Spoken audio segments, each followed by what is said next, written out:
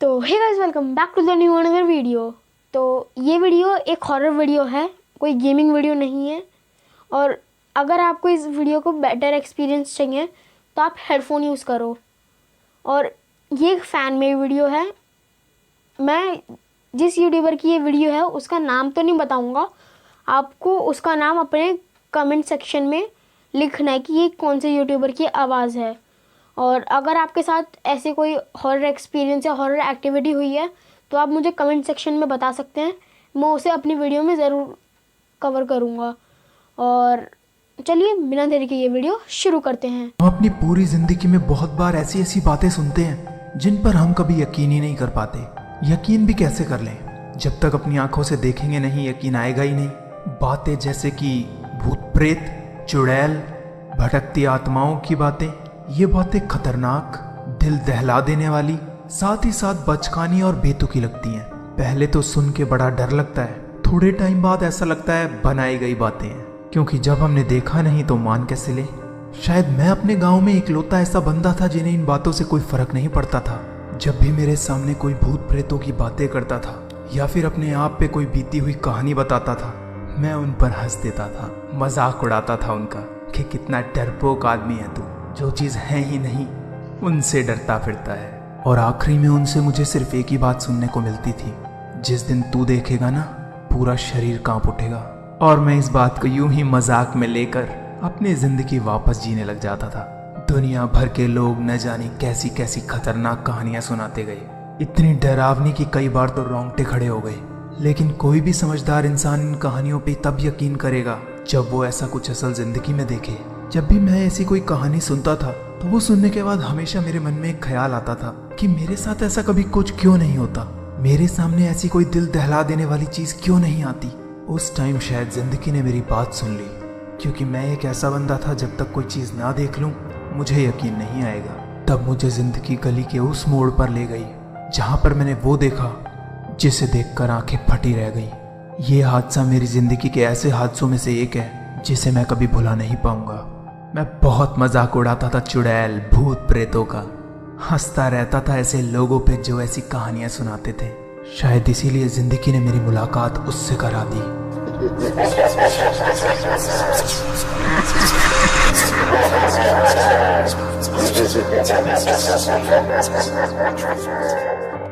ये आज से कुछ 6-7 साल पहले की बात होगी।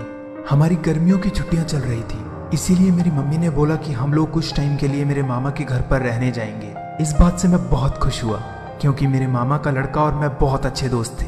हम पूरा दिन बस खेलते ही रहते थे। मैं अपने मामा के घर जाने के लिए बहुत उत्सुक हो गया। अगले दिन हमने सामान पैक करा और सुबह सुबह ही निकल गए। मेरे मामा मामी दिल्ली के एक गांव हुलम्बी में रहते हैं। हो सकता है तुम लोगों ने इस गांव का नाम सुना हो। ये एक बहुत ही छोटा सा गांव है जहां पर आसपास 1-2 खेत देखने को मिल जाते हैं। बहुत ही शांत जगह जहां पर रात को एकदम सन्नाटा हो जाता है। मेरी मम्मी बताया करती थी कि बचपन में उन्होंने भी ऐसी बहुत ही खतरनाक चीजें यहाँ पर महसूस की हैं। उनके बचपन में बहुत ही डरावने किस्से हो रखे हैं इस गांव में। वो मुझे कई किस्सों के बारे में बताती रहती थी, पर मैं उनसे सिर्फ एक ही बात कहता था, जिस दिन मैं ऐसा कुछ देखूंगा उस दिन मान जाऊंगा। जैसे ही हम उलम्बी गांव के पास पहुंचे, उन्होंने मुझसे बोला कि रात को तू ज्यादा बाहर मत निकलियो, क्योंकि इस गांव में रात का अभी भी कोई भरोसा नहीं, कब क्या हो जाए। उन्होंने मुझे बोला कि इस गांव में बहुत सारे घरों पे भूतों का साया है। और ये बात सुनते ही मैं हंस पड़ा, क्योंकि मैं बचपन में एक बार मामा के घर आ चुका हूँ और तब ऐसा कुछ नहीं था यहाँ पर। इसीलिए मैं मम्मी की इस बात पर बस हंसा और गाड़ी में चुपचाप बैठ गया और इंतजार करने लगा मामा के घर पहुँचने का। और आधे घंटे के बाद हम हुलम्बी के मेन रोड पर पहुँच गए। उसी मेन रोड से बाएं हाथ के साइड एक गली जाती थी। उस गली में अंदर घुसने के बाद हमें बहुत सारी गलियों में और जाना पड़ता था, क्योंकि मेरे मामा मामी का घर बहुत ही अंदर एक बंद गली में था। गली के आखिरी से तीसरा घर मेरे मामा मामी का ही था। और आखिरकार हम आधे घंटे के बाद वहां पर पहुंच गए। गली जहां पर खत्म होती थी वहां पर एक घर बना हुआ था, जिसमें गाय और भैंस बंधी रहती थी। वो घर बिल्कुल एक हवेली जैसा दिखता था, क्योंकि उस घर का मेन दरवाजा बिल्कुल गली जितना बड़ा था। उस बड़े घर में बस 2 बूढ़े कपल रहते थे जो उन गाय भैंसों की देखभाल करते थे।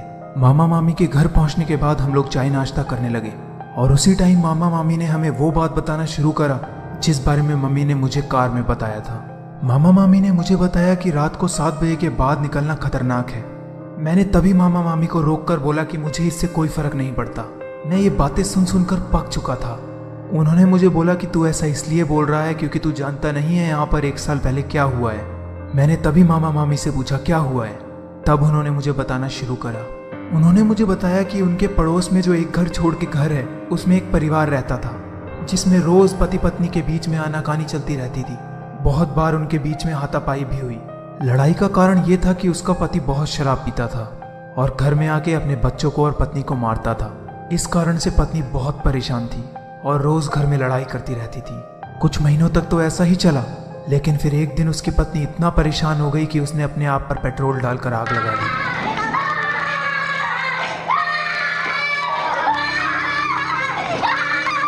जैसे ही गांव वालों ने उसकी पत्नी को बचाया, वो आधी जल चुकी थी। उसे हॉस्पिटल ले जाया गया। कुछ हफ्तों के बाद जब उसे वापस लाया गया तो पता चला कि वो पागल हो गई है। उसे अजीब अजीब तरीके के दौरे पड़ रहे थे। उसने कई बार अपने पति को हॉस्पिटल में मारने की कोशिश भी करी। एक बार चाकू लेकर अपने बच्चे का भी हाथ काटा। बताया जा रहा था कि उसके ऊपर कोई साया चढ़ गया है, क्योंकि दिन में कई बार ऐसा होता था कि वो दीवारों से बात करती रहती थी, रसोई में जाकर बर्तन तोड़ती थी और कभी जोर जोर से हंसती रहती थी। इस चीज से गांव वाले बहुत डरे हुए थे। वो बहुत बार ये कोशिश कर चुकी थी कि वो अपने बच्चों को और अपने पति को मार सके। इस बात से परेशान होकर उस आदमी ने अपनी पत्नी को उस घर में बंद कर रखा था और वो कुछ घर छोड़कर किराए पर रहते थे। मामा मामी ने बताया कि उस घर के पास जाने के लिए सबको मना किया हुआ है। वो अंदर बैठी बैठी अपने आप को कई बार तकलीफ पहुंचाती है, कई बार दीवारों पर अपना सर मारती है, पागलों की तरह हंसती है,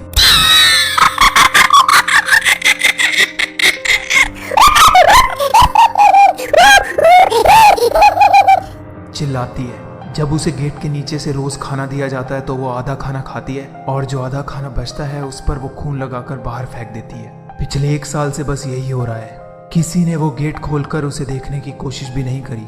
वो बस रोज चिल्लाती है, रोती है, कभी कभी बाहर निकलने के लिए भीख मांगती है तो कभी गांव को धमकी देती है कि वो मार देगी, सबको मार देगी। ये बातें सुनकर मेरा दिल तो सहमा, पर मन में इस बात को और जानने के लिए उत्सुकता भी जागी। फिर मामा मामी और मेरी मम्मी आपस में बात करने लगे और मैं अपने कजन भाई के साथ गली में बाहर आ गया। मैंने अपने भाई से पूछा वो घर कहाँ है, तो उसने मुझे उस घर की तरफ इशारा करते हुए कहा वहाँ।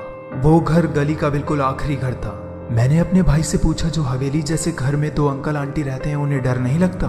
तो उसने कहा वो सुबह होते ही अपने खेत पर निकल जाते हैं और शाम को सूरज ढलते ही वो आ जाते हैं और सो जाते हैं। वो उस घर से अपनी दूरी बनाए रखते हैं। उस पागल औरत को पूरा गाँव पागल चुड़ैल बुलाता था। मैं उसे देखना चाहता था पर मामा मामी के ऑर्डर्स से मजबूर था। जैसे ही शाम के 7 बजे बाहर गली में एक बूढ़ा अंकल आया और सभी बच्चों को घर के अंदर जाने के लिए बोला, पर मेरे मन में तो कुछ और ही चल रहा था।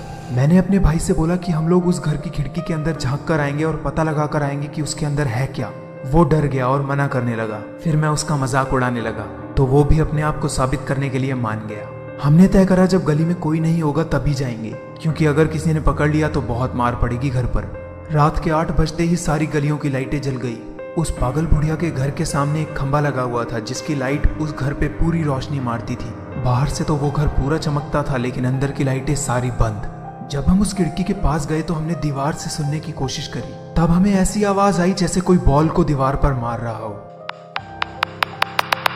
मेरे भाई ने बताया कि गली के बच्चों की बॉल कभी कभार उस घर के अंदर चली जाती थी। शायद वो पागल बुढ़िया उसी बॉल से खेल रही होगी। हमने हिम्मत करके खिड़की से झांकने की कोशिश करी। तब हमने देखा पूरा घर सुनसान पड़ा था और रसोई के पास एक 0 वाट का बल्ब जला हुआ था जो कि धीरे धीरे लुप लुप कर रहा था। जब हम दोनों पूरा खिड़की से झांकने लगे तो ना ही हमें वो पागल बुढ़िया दिखी ना ही कोई बॉल। जब हम उस पागल बुढ़िया को देखने की कोशिश कर रहे थे अचानक उस खिड़की पर बॉल आकर लगी। हम डर गए, हमारा दिल धड़कने लगा और हम खिड़की से हटकर दीवार के पीछे छुप गए। उस घर के पास फिर से सन्नाटा हो गया। तभी मामी ने हम दोनों को आवाज लगाई। उन्होंने हमसे पूछा हम लोग कहाँ थे। हमने जवाब दिया गेम की दुकान पर गेम खेलने गए थे। मामी ने बोला खाना तैयार है, अंदर आके खाना खा लो। मैंने मामी से बोला मामी हम दोनों थोड़ी देर बाद खा लेंगे, हम एक गेम खेलकर और आएंगे। मामी ने बोला नहीं, रात बहुत हो गई है, तुम लोग कहीं नहीं जाओगे। मैंने मामी को जवाब दिया कि उस दुकान पर बहुत सारे बच्चे खेल रहे हैं, हम लोग जल्दी आ जाएंगे। मामी ने मेरे भाई को बोला कि वो मेरा ख्याल रखे और जल्दी घर पर आ जाए और साथ ही हमें उस घर से दूर रहने की बात बोली। हम लोग घर के बाहर आए और फिर उस घर की तरफ जाने लगे। मेरा भाई बहुत डरा हुआ था। उसने मुझे बार बार मना करा लेकिन मैं देखना चाहता था वहां पर है कौन, क्यों लोग इतना डरते हैं उस बुढ़िया से। आखिर है तो वो इंसान ही। एक साए की तरह घर के बाहर आके हमें खा तो जाएगी नहीं। ये बात जब मैंने अपने भाई को बोली तो उसमें थोड़ी हिम्मत आई और वो मेरे साथ घर पे आने के लिए तैयार हुआ। हम वापस वहां पहुंचे तो वहां पर सन्नाटा था। जो बॉल उस बुढ़िया ने खिड़की पर मारी थी वो गायब हो गई थी। शायद वो बुढ़िया उस बॉल को उठाकर चली गई थी। हम लोग खिड़की से दोबारा झांकने लगे। तब हमें रसोई में उस 0 वाट की बल्ब की रोशनी में एक साया दिखाई दिया। तब हमें लगा शायद वो रसोई में है। उसकी पायलों की आवाज आ रही थी। वो उसी रसोई में गोल गोल चक्कर काट रही थी। हमें ये देखकर बहुत अजीब लगा। मैं उसका चेहरा देखना चाहता था पर अंधेरा इतना था कि उसका चेहरा सही से दिखाई नहीं दे रहा था। चक्कर काटते काटते वो अचानक से रसोई के कोने में जाकर गायब हो गई। अब ना तो कोई बॉल दिख रही थी ना उसका साया, बस पायलों की आवाज आ रही थी और ये पता चल रहा था कि वो चल रही है। धीरे धीरे पायलों की आवाज तेज होने लगी। ऐसा लगा वो इस खिड़की की तरफ ही आ रही है। मेरे भाई ने मेरा हाथ पकड़ा और खींच के कहने लगा, चल भाग, वो इधर ही आ रही है। मैंने बोला नहीं, उसे कैसे पता हम लोग यहाँ पर हैं। मेरा भाई मेरे से थोड़ा पीछे जाकर खड़ा हो गया और बस यही बोलने लगा, भाग भाग। वो पायलों की आवाज तेज होती जा रही थी। अचानक से ऐसा लगा कि वो तेज चलने लगी है, मेरी तरफ ही आ रही है। मैं थोड़ा सा डरा और पीछे हो गया। जैसे ही पायलों की आवाज और तेज हुई मैं पीछे हट गया और अचानक से ही एक झटके के साथ वो पायल की आवाज आना बंद हो गया। उस घर में फिर से सन्नाटा। अब मुझसे ये बातें सहन नहीं हो रही थी। मैं उसे देखना चाहता था। मैं जानना चाहता था कि वो कैसी दिखती है, क्या है उसमें ऐसा जो इतना डर रहे हैं लोग। वैसे भी मैंने ऐसी कोई चुड़ैल जैसी चीज पहले नहीं देखी थी, तो मैं अपने भाई को दिखाना चाहता था कि चुड़ैल जैसी कोई चीज नहीं होती, वो बस एक पागल बुढ़िया है। हम लोग थोड़ी देर के लिए वहीं पर खड़े रहे। घर से कोई हलचल होने की आवाज नहीं आ रही थी। मैं हिम्मत करके धीरे धीरे उस खिड़की की तरफ बढ़ा। खिड़की के पास पहुंचते ही मैं अंदर झांकने लगा, लेकिन अंदर कोई नहीं दिखा। मैंने अपनी गर्दन घुमाकर अपनी भाई की तरफ देखा। वो डरा हुआ था। मैंने उसे पास आकर घर में देखने के लिए बोला। उसने मना करा। तब मैंने उसे बोला कि वो वहां खड़ा रहकर गली और घर पर नजर रखे, ताकि अगर कोई आए तो वो मुझे बताए और हम वहां से भाग सकें। तब वो थोड़ा और पीछे हटकर गली और घर को देखने लगा। फिर जैसे ही मैंने धीरे से अपनी गर्दन उस खिड़की की तरफ घुमाई, तभी अचानक से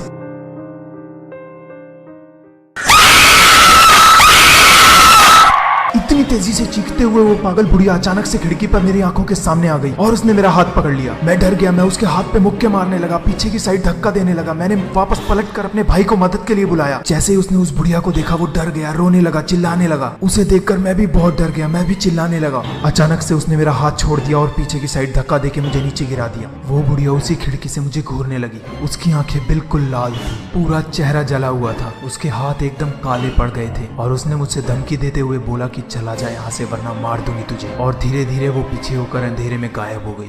तभी वो अंदर जाकर हंसने लगी। उसके हंसने की आवाज हम अभी भी सुन सकते थे। ऐसा लग रहा था हमें देखकर वो हम पर हंस रही है। हम दोनों भाई वहां से भागे और घर पे चले गए। मेरा भाई रोने लगा। उसने बोला, मैंने कहा था ना वहां मत जा। वो मुझे बोलने लगा कि वो मेरी शिकायत मम्मी से करेगा। तब मैंने उसे थोड़ा बहुत समझाया और हम दोनों वापस घर चले गए। उस रात सो पाना बहुत मुश्किल था। मैं बेड पर लेटे लेटे पूरी रात बस उसी के बारे में सोचता रहा।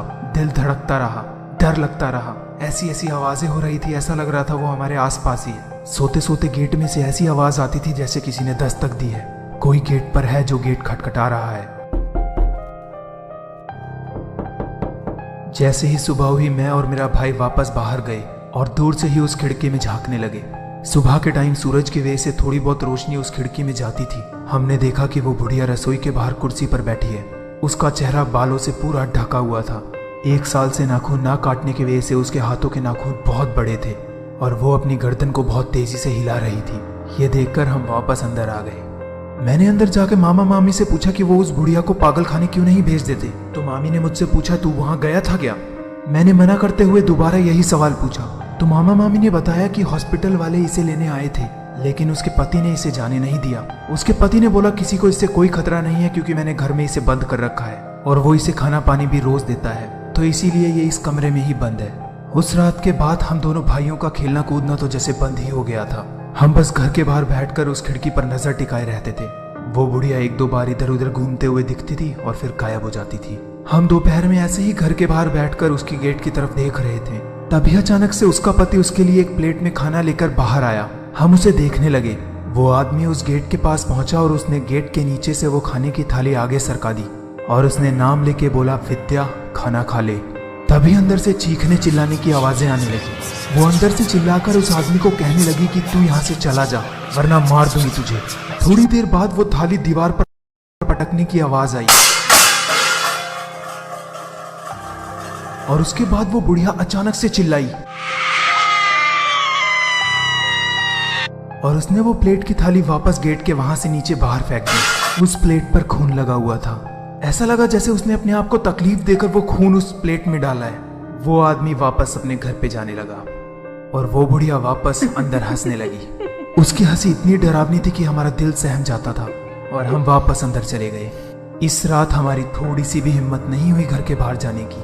बस हम टीवी देखने लगे और थोड़ी देर बाद सो गए। रात को 2:30 बजे थोड़ा शोर सुनने के बाद मेरी नींद खुली। जब मैं उठा तो मैंने देखा कि घर में सभी लोग जगे हुए हैं। मैंने अपने भाई को उठाया और हम लोग बात जानने के लिए बाहर चले गए। मेरे मम्मी, मामा और मामी तीनों घर के बाहर खड़े हुए थे। जब हम लोग बाहर गए तो हमने देखा इतनी घनी रात में उस घर के सामने सारे गांव वाले इकट्ठे हुए हैं। मैंने मामा मामी से पूछा क्या हुआ तो उन्होंने कुछ नहीं बताया। बस सब लोग उस घर की तरफ ही देखते रहे। घर के बाहर बनी हुई स्लेब पर हमने चढ़कर देखने की कोशिश करी। तब मामा मामी ने हमें नीचे उतारकर बोला तुम लोग अंदर जाओ। मेरा भाई तो पीछे हट गया पर मैं देखने के लिए बिल्कुल बेताब था। मैं जल्दी से स्लेब पर चढ़ा और मैंने घर की तरफ देखने लगा और जो मैंने देखा मेरी आंखें फटी रह गई। वो पागल बुढ़िया बेल्ट को अपनी गर्दन से बांधकर पंखे से लटकी हुई थी। लोग आपस में बात कर रहे थे। तब मैंने उनकी बात सुनी तो मुझे पता लगा कि किसी आदमी ने उसको चिल्लाते हुए सुना जैसे कि वो मदद के लिए पुकार रही है। जब वो यहाँ पर आया तो उसने देखा कि वो पंखे से लटककर खुदकुशी करने की कोशिश कर रही है। तभी उसने पूरे गांव को आवाज लगाई, लेकिन जब तक गांव के लोग इकट्ठे हुए उसकी मौत हो चुकी थी। अभी लोग उसे बेल्ट खोलकर नीचे उतार रहे थे। जैसे ही उसे बाहर लाया गया उसकी बॉडी देखते ही मेरा पूरा शरीर कांप गया। बिल्कुल काली जली हुई, आंखें लाल, दोनों हाथों पर चाकू चला हुआ, पैरों से खून आ रहा था। ये सब देखकर मामा मामी ने हम दोनों को अंदर भेज दिया। अंदर जाकर एक तरफ की खुशी भी थी और दूसरी तरफ का डर भी। शायद पूरा हुलम्बी गांव उस चीज को भूल जाए, लेकिन मैं वो रात नहीं भूल सकता जब उसने मेरा हाथ पकड़ा था। अब ऐसी कोई पागल बुढ़िया उस गांव में नहीं है। उस घर को पूरा सील कर दिया गया है और किसी भी कीमत पर उस घर को खोलने के लिए मना किया गया है। अगर उस घर के अंदर आज भी देखा जाए तो दीवारों पर खून के धब्बे मिलेंगे। ऐसी अजीबोगरीब चीजें देखने के बाद तो ये मानने में कोई बुराई नहीं कि जिस घर में उस बुढ़िया ने दम तोड़ा उस घर में शायद उसकी आत्मा अभी भी भटकती हो। जिंदगी हमें टाइम टाइम पे ऐसी चीजें दिखाती है जिसे हम लोग पूरी जिंदगी में कितना भी चाहे भुला नहीं पाएंगे। अगर ऐसी सच्ची कहानियां और सुनना चाहते हो तो लाइक कर दो इस वीडियो को। अगर तुम्हें इस कहानी से डर नहीं लगा ना तो वो इसलिए क्योंकि अभी तक तुमने कोई ऐसी पागल बुढ़िया देखी नहीं है। अगर इस वीडियो को अपने फैमिली और दोस्तों के साथ शेयर करोगे तो मुझे अच्छा लगेगा। अब मुझे तो जाना पड़ेगा दूसरी वीडियो बनाने। आप लोग यार अपना ख्याल रखना, क्योंकि इस दुनिया में ऐसी चीजें हैं ना कि आजकल अपना ख्याल रखना थोड़ा मुश्किल हो गया है। और हाँ, सोने से पहले अपनी आसपास की जगह चेक करके सोना। मैंने सुना है अजीबोगरीब चीजें आजकल दरवाजों पर दस्तक दे जाती हैं। जरा देखो तुम्हारे आसपास कोई है तो नहीं।